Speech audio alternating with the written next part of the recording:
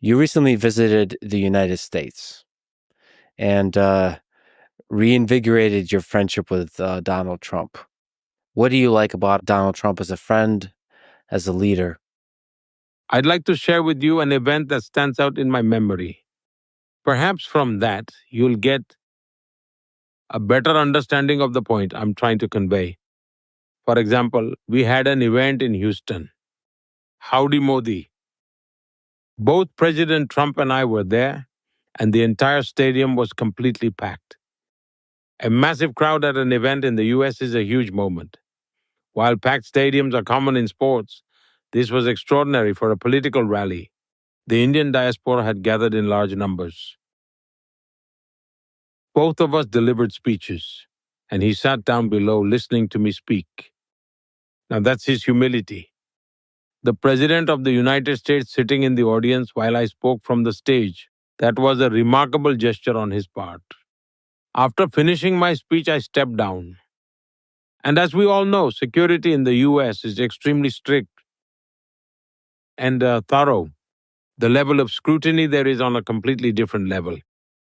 I went over to thank him and casually said, "If you don't mind, why don't we take a lap around the stadium? There are so many people here. Let's walk, wave, and greet them."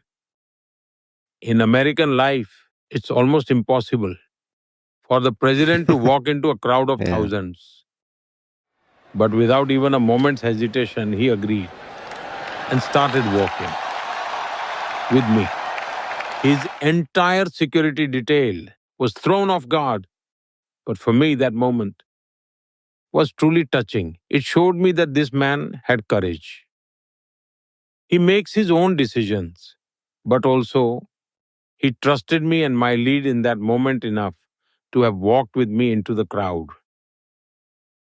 It was that sense of mutual trust, a strong bond between us that I truly witnessed on that day. And the way I saw President Trump that day, walking into a crowd of thousands without even asking security, was truly amazing. And if you watch the video now, you'll be amazed. When he was shot during the recent campaign, I saw the same resilient and determined President Trump, the one who walked hand in hand with me in that stadium. Even after being shot, he remained unwaveringly dedicated to America. His life was for his nation. His reflection showed his America First spirit, just as I believe in nation first. I stand for India first. And that's why we connect so well. These are the things that truly resonate. And I believe that across the world, politicians are covered so much by the media that people mostly perceive each other through its lens. People rarely get the chance to truly meet or personally know one another. And perhaps third party intervention is the real cause of tensions. When I visited him in the White House for the first time, there was already a lot written about President Trump in the media. At that time, he was still new to office, and the world had a rather different perception of him. Even I had been briefed in many different ways before meeting him. But to my surprise, the very moment I stepped into the White House, he broke all formal protocols right away.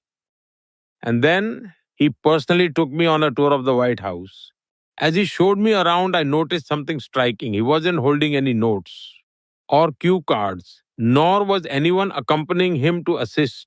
He pointed things out himself. "This is where Abraham Lincoln lived," he said. He even explained why the courtroom was designed so long. He would point at the table and tell me which president signed here and on what date. I found that incredibly impressive.